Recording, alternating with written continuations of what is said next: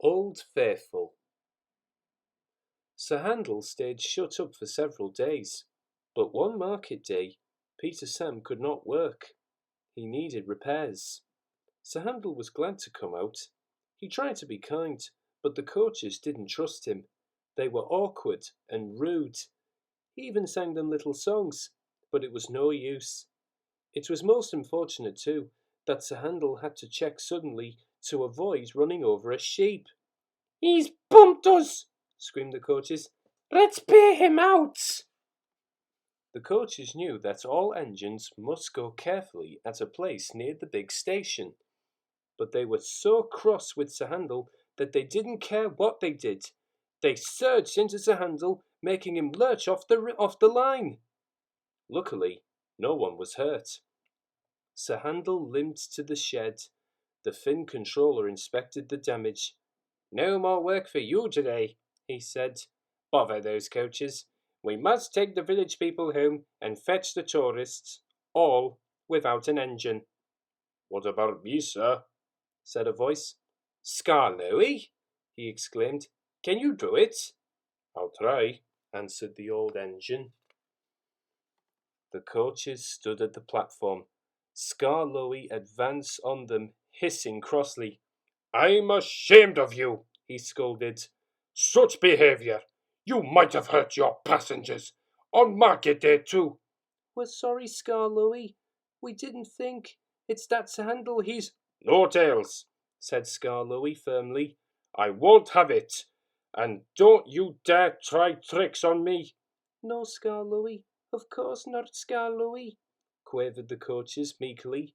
Skarloey might be old and have dirty paint, but he was certainly an engine who would stand no nonsense. His friends crowded round, and the guard had to shoo them away before they could start. Skarloey felt happy. He remembered all the gates and stiles where he had to stop.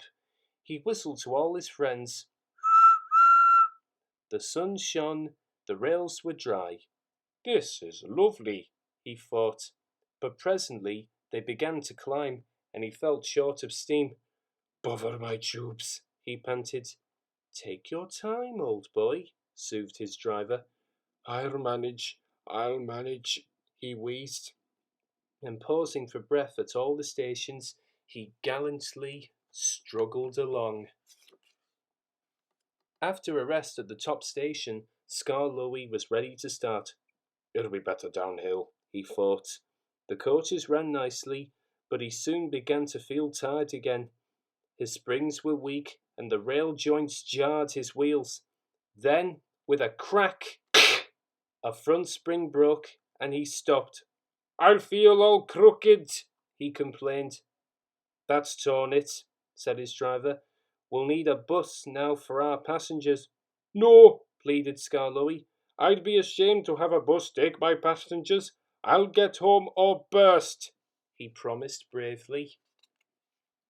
The Finn controller looked at his watch and paced the platform. James and his train waited impatiently too. Then, with a hoarse then, groaning, clanging, and clanking, Skarloey crept into sight. He was tilted to one side and making fearful noises, but he plodded bravely on. "I'll do it, I'll do it," he gasped between the clanks and groans. I've done it!" And he sighed thankfully as the train stopped where James was waiting.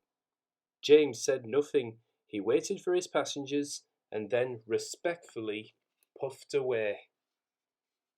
"You were right, sir," said Skarloey to the owner that evening. "Old engines can't pull trains like young ones." The owner smiled. "They can if they're mended, Old Faithful," he said, "and that's what's going to happen to you. You deserve it." "Oh, sir," said Skarloey happily. "Thank you." Sir Handel is longing for Skarloey to come back. He thinks Skarloey is the best engine in the world. He does his fair share of the work now, and the coaches never play tricks on him, because he always manages them in Skarloey's way.